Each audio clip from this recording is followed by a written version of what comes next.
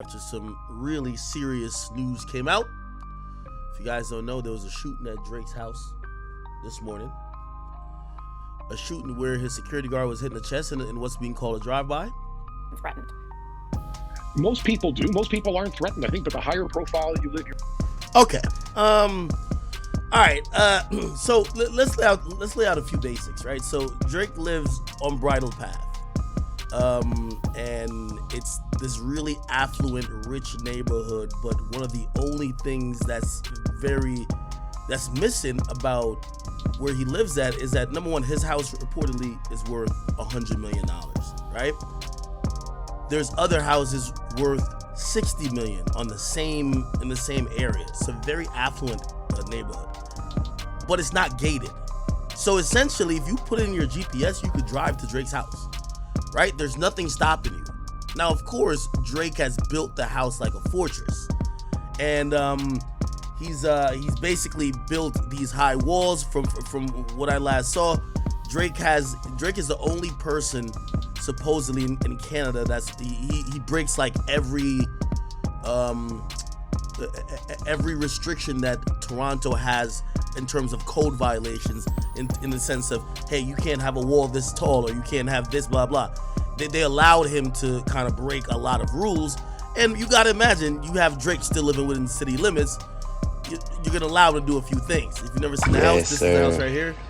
First swim of the summer. First time ever in the pool, actually, to be honest. This is my first time ever out here. I hope everybody in the city is just enjoying a beautiful day. Now, this is what Drake calls the embassy, right? Yes, sir. Okay. Not only that, if you're wondering how it looks from like the outside of it, this is a good when you go to see Drake's house, but end up seeing. So essentially, you have security on the inside, but then there's these huge gates and also trees that's kind of blocking you from seeing directly into the property. The only way you can really see into the property is literally with a helicopter or overhead drone. But there's usually security. This is how you enter. There's usually security around here. They open and they close the gate, so they have to let you in. And, I seen someone ridiculously in the chat say, why was security standing outside at 2 o'clock? Yes, security stands outside the guy's house all day, every day, night, rain, sleet, snow. Come on, it's 24-hour security. Drake. Son, I could get you satisfied. Okay. Son. And you know we out here. Well, the most important thing I was trying to show you with it. I'ma show you how to get it. It go right. And by the way, that's actually Drake going into the house. But I want to show you the security guard you're gonna see like here in a second. Left foot slide, left foot up, right foot. We don't get copywritten. Yeah, so it looks like all right. So this is the security here. You get what I'm saying? And by the way, if you're wondering why there might be security outside the gate, it's also Drake's house is a tourist attraction.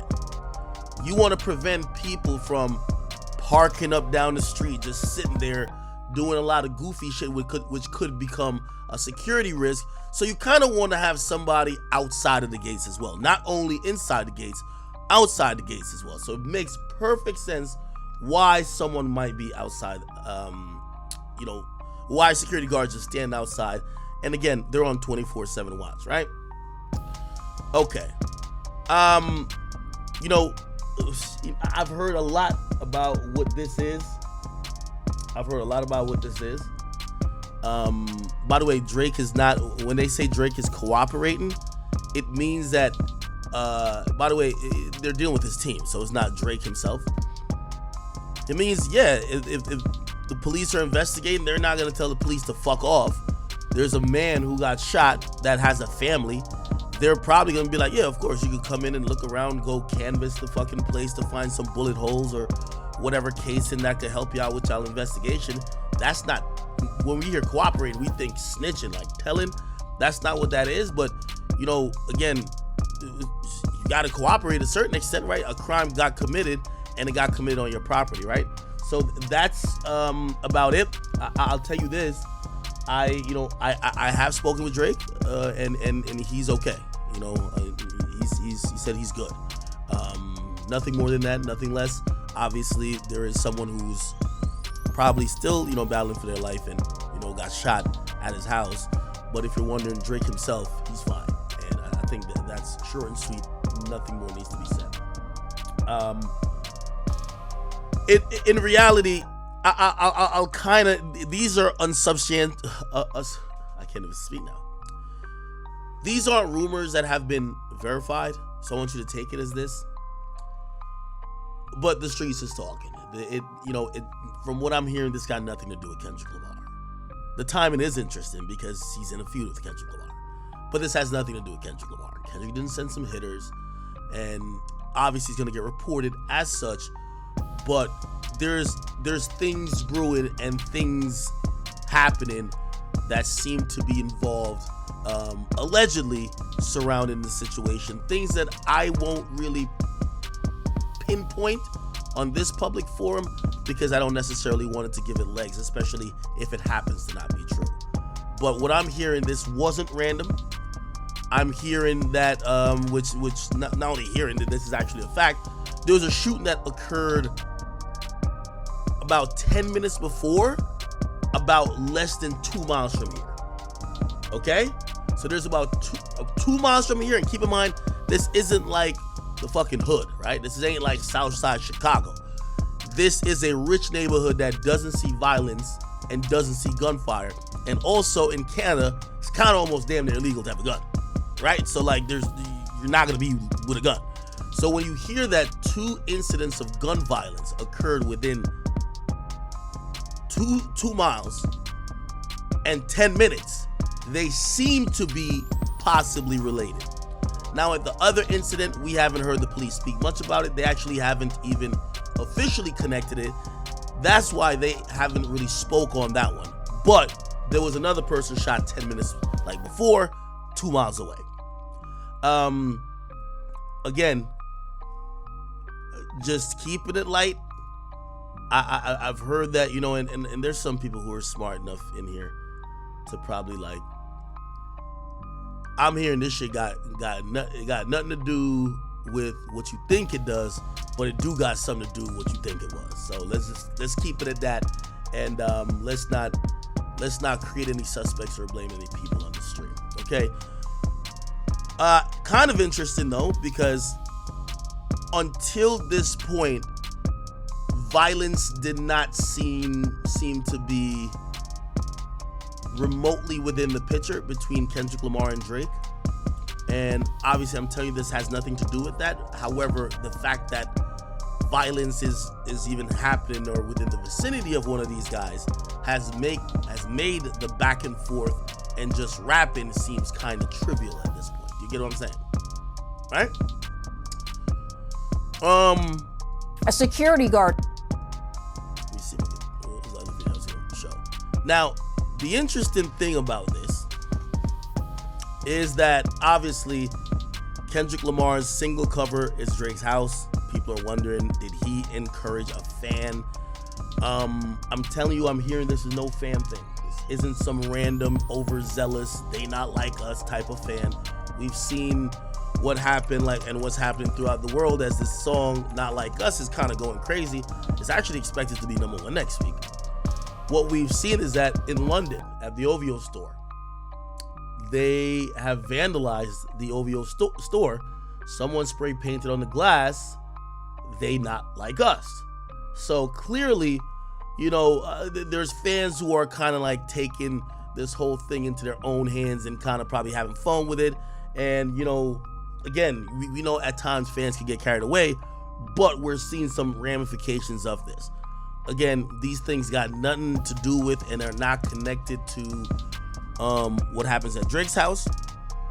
But it is interesting to note, this is the second event surrounding anyone in this whole situation that perceived violence has occurred. If you guys don't know, Cash XO, there was a security guard shot outside his $12 million mansion. I don't know if you guys Still remember that. trying to piece together exactly what led up to a shooting outside a music executive's house. Security guard was rushed to the hospital, and the armed suspects are still on the loose. Eyewitness News reporter Rob Hayes joins us from Encino, where the crime took place. Rob? Yeah, the hunt is on for those 3 suspects. They took off after shooting a security guard several times. Now, the mansion where this all went down is right down this long driveway. It is the home of a successful hip-hop music producer. The Encino home must have seemed like a good target, a 7-bedroom, $12 million mansion. But whoever tried breaking into it may not have expected to find a security guard on the property. And LAPD says the suspects opened fire on that guard, shooting him several times. And the wait time for any police officer to come is about 20 minutes to 30 minutes, and these people just need 10 to 15 minutes to come in and leave your house. Neighbors are clearly frustrated, saying break-ins and burglaries here have been taking off. We did a data dive into the latest crime stats and found that burglaries in LAPD's West Valley division are up 30% since 2019. Yeah, I know in the past year 3 break-ins have happened. It's a gated community. Our walls are like 15 feet high, so it's kind of scary that they can just figure out ways to jump over these walls and enter your property like that. In this case, LAPD says it is now searching for 3 men who were behind the shooting. It happened around 2:30 this morning. The security guard said to be in his 30s, no word on his condition. The man... The shooting in that situation happened at 2:30 a.m. The shooting in Drake's situation happened at 2:10. It's an interesting coincidence, right? Mansion in question, owned by this man, Amir Esmailian, a music producer known in the industry as Cash XO, who worked with hip-hop stars like Travis Scott and The Weeknd. One woman who lives in the neighborhood says despite the shooting, she isn't worried about crime here. It's a very safe neighborhood. I feel very safe running in it. I'm sure it's something related to whoever the owners were. Now, if you have any information that could help lead investigators to the suspects in this case, you're urged to call Crime Stoppers. The number is on your screen. It's 1-800-222-TIPS. That's 1-800-222-8477.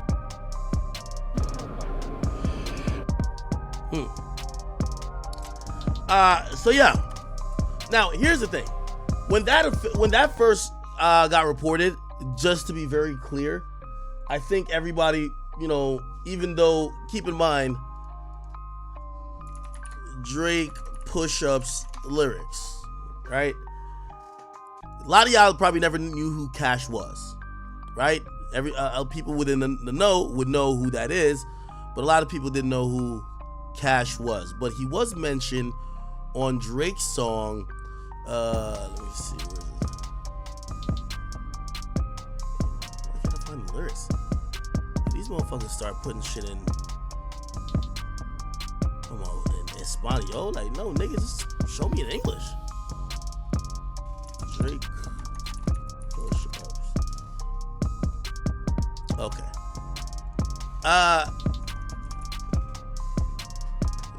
Drake mentions Cash in this lyric when he says, yo, hey, I'm the sixth god and I'm the front runner. Y'all nigga manager was Chubb's little blunt runner. Now he's talking about Cash. Claim the six and you boys ain't even come from it. And when you got rich, you had to run from it.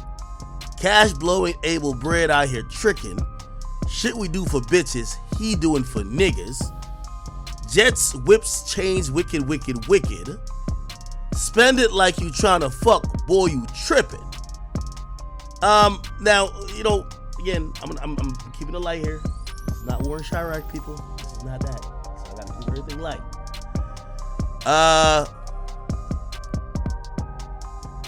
Supposedly the word is, Cash be moving with them niggas. You get what I mean? And shit, when you moving with the wolves at times, you might have to, might have to put a chain around one of these wolves' neck, man. You know what I mean? So again, that's what Drake's alluding to. But he brought Cash into this, right? We saw the whole shooting at his house, and we're like, this probably, which we're still gonna say is unrelated. However, the timing and even how both of these shootings got done, crazy coincidence. However, then we get Drake, which, by the way, this is interesting. After the shooting at Cash's house, Drake gets on Family Matters, and he kind of eerily, maybe in this song, eerily brings up back what he was talking about when, you know, obviously Weeknd had sung on We Still Don't Trust You, saying your shooter's doing TikToks, and Drake kind of addresses that, and the way he addresses this is like really dark, and I think this is like a hearse or something of the sort, but he addresses it over like this drill beat in a dark, like fish eye type of way. Look, really trying to keep it. Yo, let's stop playing around and take this shit serious, though. Niggas is a joke. I take it serious, though. Either extortion fees or paying to get protected, right? Like that's kind of clear in what he's alluding, right? Like you hear him says, "Let me find another street nigga I could take to the game courtside." Now it makes sense his other rhyme when he says, the one on Push-Ups when he says, "Cash out here blowing able bread tricking, shit we do for bitches, he doing for niggas." You would take a girl to the game, right? They're saying that Cash is bringing street dudes to the games, and also they believe that the street dudes is kind of like extorting them a bit. You get what I mean? Hey, who's next on the list? Which one of my so-called niggas? Which one of my so-called niggas? Which one of my so-called niggas need a sheriff in a clip? Always knew I had to smoke y'all niggas. Good kid, Mad City van, Will pot the latch and make the door slide. Tears running down my cheek, laughing at you pussy dying, it's a war cry. Weekend music getting played in all the spots where boys got a little more pride. That's why all your friends dip into Atlanta paying just to find a tour guide. Able run your fucking bread, need to buy some more chains for some more guys. Let me find another street nigga I could take to the game courtside. Let me get a used Ferrari for a rapper, take the nigga on a horse ride. Anything to take a spotlight off the fact the boss is a drugged out little punk sissy from the north side. Rock him talking shit again. Gas cause you hit my being first, nigga, do the math who I... Okay. Now, that's really the relevant part. Where clearly Drake is, taking his shots at The Weeknd and Cash. And I'll just chalk up both of these incidents as coincidences, and unfortunate, obviously, too. But I'll chalk it up as coincidences. But I'll tell you this: what I've realized about this feud. Number one, I have a theory about all this. Y'all want to hear the theory? I think what we or most people have believed is this.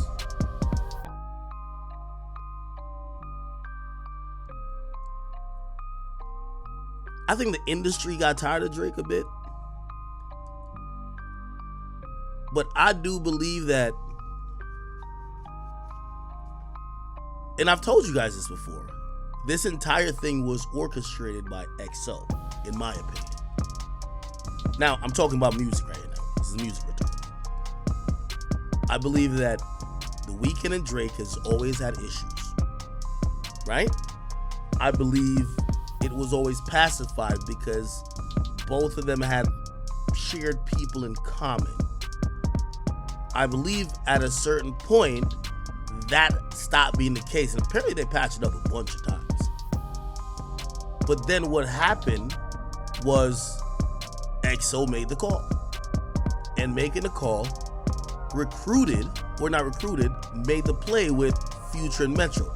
A lot of people keep thinking Drumline Metro is making the shots or hitting the button to get Drake on out of here. Come on. That nigga could be in Drumline 3. No. That comes from a more powerful entity, which XO is that. They're not only a label, they have a management arm, which both of the guys who did the We Don't Trust You album fall underneath. Future and Metro have alignment and ties. I think both of them are like managed by XO. That's why it's not that out of the ordinary that on We Still Don't Trust You, The Weeknd finally appears. By the way, I think he did background vocals on the first one. But he appears with like a verse where he's singing and he's singing to this. So I've contended that XO it's always been EXO versus Drake. Okay? Now, they recruited Kendrick as a mercenary. I don't think Kendrick came to be clicked up. They looked around saying, well, Future can't rap with him. He could out-hit him, but he can't rap with him. Metro, what are you gonna do? Beat on the desk at lunch? Like, he can't do. What is he gonna do? Okay, Rocky, I don't think he could handle that. And I think they recruited the right mercenary. Kendrick Lamar. The guy that kind of a lot of people in the industry knew he wanted to do Drake in for a while. No Diddy. They recruited the mercenary. Everybody else, and what I'm contending is that the plays start from EXO. Now, if we are in belief of this, right? If we are in belief of this, and also, real quick, I do want to debunk something. Because I seen Metro the other night. You know, ever since Not Like Us dropped, like, everybody's like the boldest they've ever been.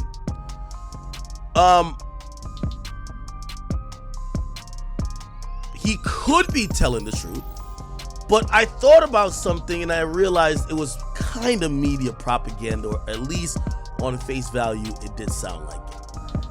Now, once I seen Metro put up this, right, and he said, I'm lame, but the first week after Like That, you try to block it at radio. I've been sitting on this email for a month now, but I was been sitting on this email for a month now, but was sparing you. Oh, you ain't like that record? Now, this is again coming from somebody from Universal Music Group. This is actually a Republic, actually, but they use the same email. Everything is at UMusic, and essentially they're telling Epic Records, which is Future's label, yo, we're not granting radio rights for Like That. Now, Metro is calling this a cease and desist, but it also, you know, in hindsight, as I'm thinking about this, this most likely has nothing to do with Drake, and I'll explain why. So Metro is on Drake's label, Republic. Future is on Epic. What happens that I think a lot of people don't realize when labels do a joint album, it's kind of almost negotiated and decided already how this album is going to come out, who's going to control what of the album, what rights or whatever. And because, you know, the masters individually for the artist is owned by different labels, and unless they come together for a group to create some new shit, the rights of these artists are constantly being, you know, it's a back and forth thing. But also the funding of the album as well. The reason why I never believed this one, that Drake was trying to stop this record, I believe that if Drake, I believe the record would have never came out. My personal opinion. I think if Drake was trying to stop the record, it would never came out. I'm gonna tell you why this also doesn't make sense, that Drake was trying to make sure it didn't get to radio. If anybody knows, right?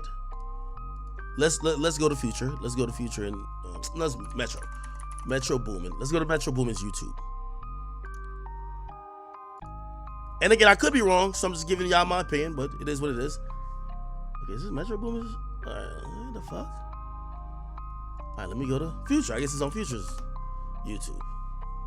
Yeah, I think so. Okay. Yeah, all the videos are on Future's YouTube. Okay. All right.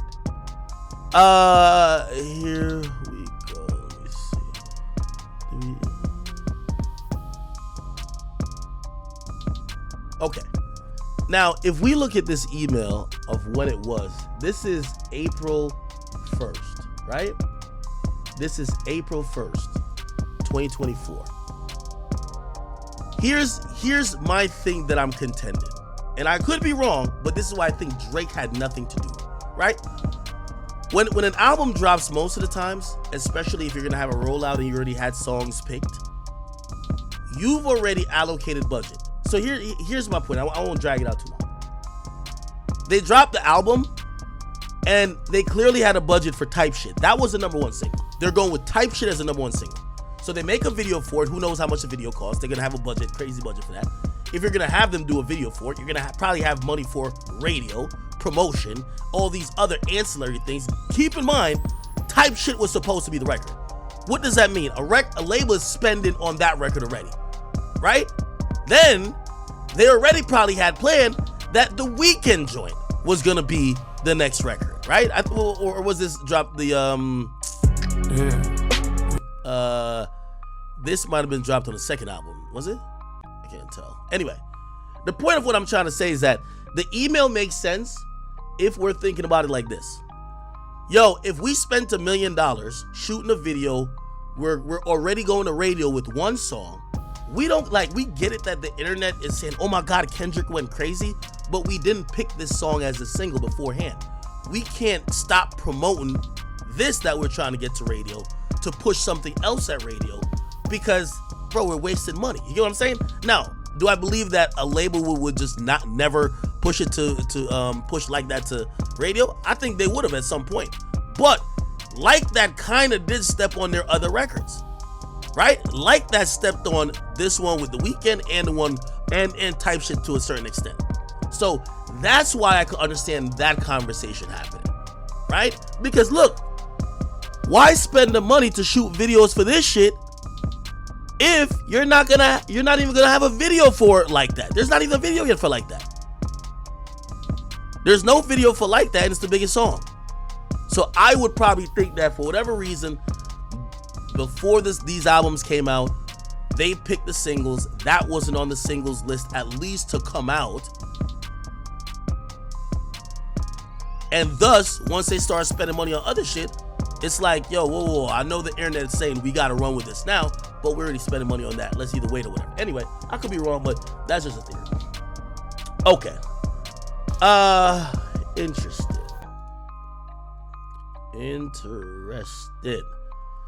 All right.